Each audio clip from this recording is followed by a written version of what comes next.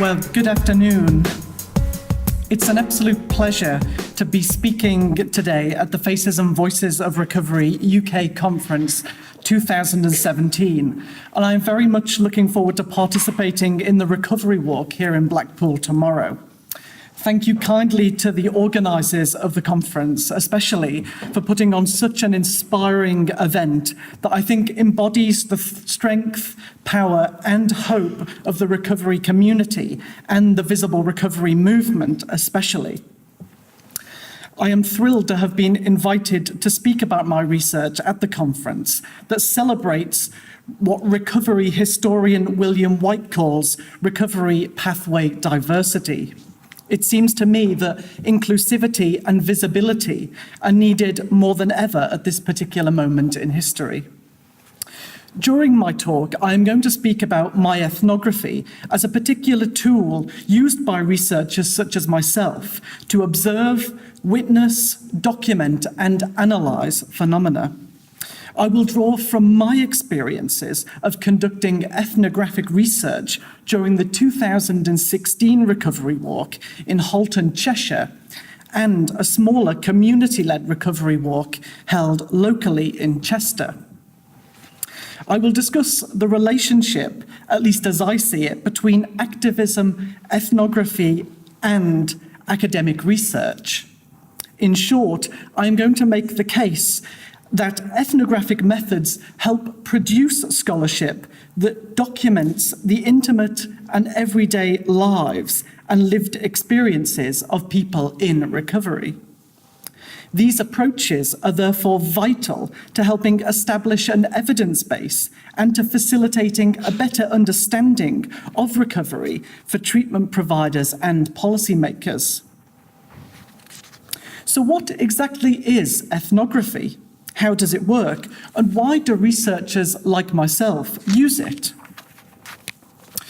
Well, ethnography is generally understood as a particular methodology, often undertaken by researchers who want to explore and examine the daily lives and experiences of a particular group or community of people. Ethnographers like myself spend periods of time participating in activities, listening to stories, observing rituals and performances, and asking questions to our participants, as well as collecting artifacts in the field. And when we speak of the field, what we really mean is where and with whom we conduct our research.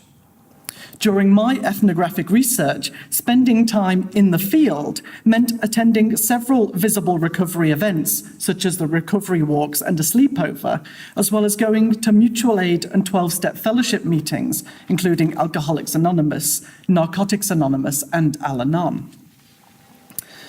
I was particularly interested in exploring the language of spirituality among those people within the visible recovery movement, and I used two ethnographic methods to do so. These approaches were participant observation and semi-structured interviews. Simply put, I observed what those people within the visible recovery movement were doing, and also listened to what they had to say about what it was that they were doing. So participant observation takes what renowned ethnographer and anthropologist Branislav Malinovsky called an off-the-veranda approach. So instead of looking down on our participants and our research sites from the comforts of our offices and our study spaces, we step inside and gain insight into the social worlds in which they inhabit. As much as we can, we experience for ourselves, emotionally and physically, and sometimes virtually, the everyday realities of life for our participants, often building relationships with them along the way. Indeed, this requires a great deal of sensitivity, mutual respect, and a depth of understanding and trust between the participant and the researcher. Many anthropologists call this method, with its very academic title, deep hanging out. The famous anthropologist and ethnographer Clifford Geertz also called this being there. As he notes, quote, What a proper ethnographer ought to be properly doing is going out to places, coming back with information about how people live there, and making that information available to the professional community in practical form, not lounging about in libraries reflecting on literary questions, end quote, which of course we do as well. But I would also add that I think this information should be made available to the communities in which we ethnographers conduct our research within. One way in which I have attempted to do this is by returning my participants' interview transcripts for them to read back and comment upon. Another way are days like today, where I'm able to share my research with those people who have kindly helped to facilitate it. So, as ethnographers, we document our observations. Our recordings, often written in a field journal, form the basis of our data collection and help to paint a picture. The following excerpt was taken from my field journal during last year's recovery walk held by Faces and Voices of Recovery UK. It illustrates not just my observations of the event, but also my participation as a field researcher. I use my body, my emotional and physical senses and awareness as a research tool in which to capture the sights and sounds of a visible recovery walk. During the National UK Recovery Walk, over 5,000 visible recovery advocates proudly walked through the streets of Halton. Following the catchy percussiveness of the samba band leading the march, we blew whistles, clapped and loudly cheered. Dressed in purple, the colour of recovery, we held our banners high, encouraging positive messages of hope and of inspiration. We waved at cars and passers-by and conversed with those that we walked alongside. We very literally made the word community come alive. So alongside participant observation, formal interviews are also an essential method used in ethnographic research. During my ethnography of the visible recovery movement, interviewing participants was a way in which to ask the questions that I was really interested in, but also to document narratives of recovery. In keeping with the theme of this conference, I want to share with you some of the inspirational testimonies from participants that I spoke with. And as is the convention among many researchers conducting ethnography, my participants and informants have all been anonymised, and therefore the names that are used are pseudonyms. So during formal interviews, I asked my participants the following research question. Do you find that telling your story has been a particularly empowering part of your recovery? So one of my participants, Joaquim, who had been in abstinence-based recovery for 8 years, explained, quote, "Yes, that's true. So from 5 weeks on, because I wasn't working, I was unemployed, I was going into the detox centres. They identified with me because I was 5 weeks sober. 5 weeks doesn't sound a lot, but they were maybe 4 days sober. So it was a little bit of a stepping stone. And the person who was with me was 4 years sober, so they couldn't really identify, and they looked a bit better because they had sobriety, whereas I was wearing cheap clothes and not looking great. And I don't know whether it's ever helped anybody telling my story, but it's helped me. I learn more about my experience through how they've perceived mine, or like how they've attached their experience to what it is I've just said. It means I'm always learning. The more I share my story, the more perspective I get, the deeper my understanding. And it's also just that kind of altruistic thing of just trying to be helpful. So I've just been on the phone now for 25 minutes to someone because I'm on phone service, end quote. Another participant, Carmen, who had been in recovery for 3 years at the time of the interview, remarked that sharing her story had helped her to better understand herself. She says, and I quote, "I am stronger, tougher, and more able to be myself than I was before. I'm much more tolerant and humble and compassionate. I feel that something has opened up inside of me. Your strength, that feeling that you could recover, all of this is important, and all of this I have learned. I feel much more compassionate and tolerant, Those are the changes that have taken place. Yeah, I'm much more able to be Carmen, end quote. Alongside having conversations with participants about themselves and their recovery stories, I was also interested in asking why they belonged to the visible recovery movement and why they were taking part in the recovery walks. So one of my participants, Erin, commented that, quote, "I never thought it would be possible to come to things, places like this. I could come somewhere like this in addiction and feel lonely and isolated and not part of it at all. In recovery, I can come to these places and I feel a part of it, you know? All of these people here, I feel a part of something.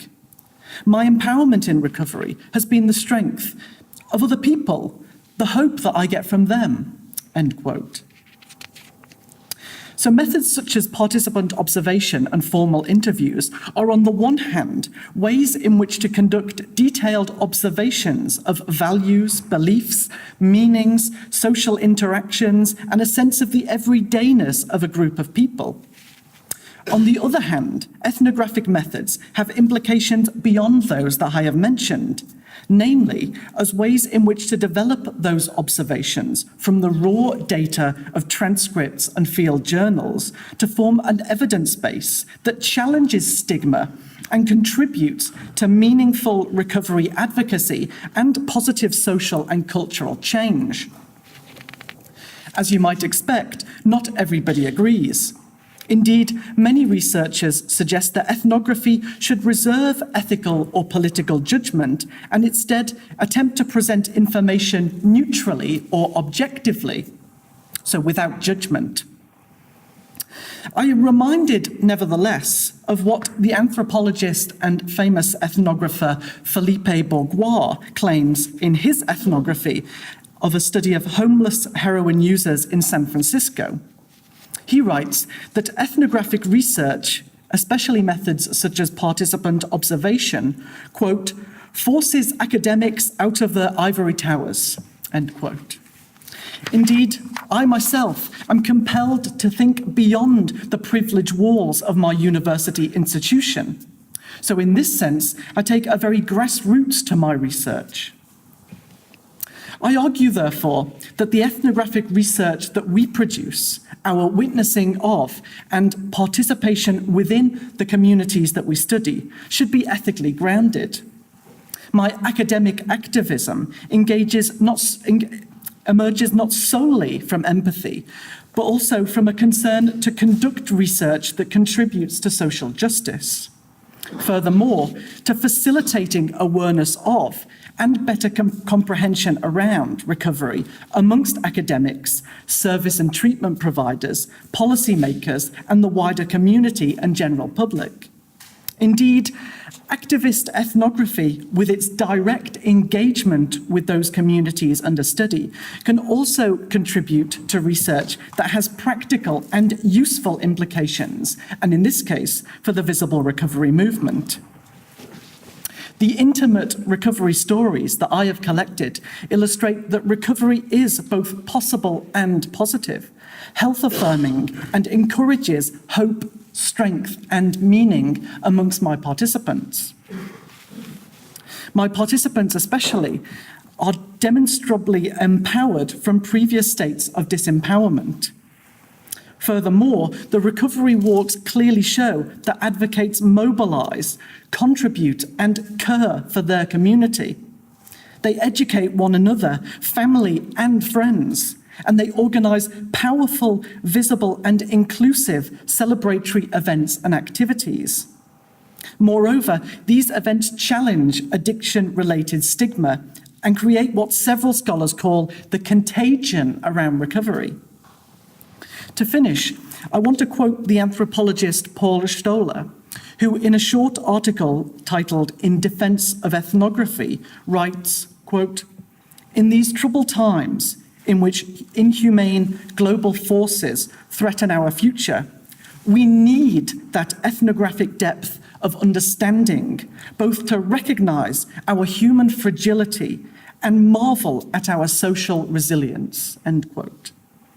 I am very much looking forward to seeing some of you tonight at the service and at the sleepover, and walking alongside you tomorrow at the recovery walk here in Blackpool. Thank you very much.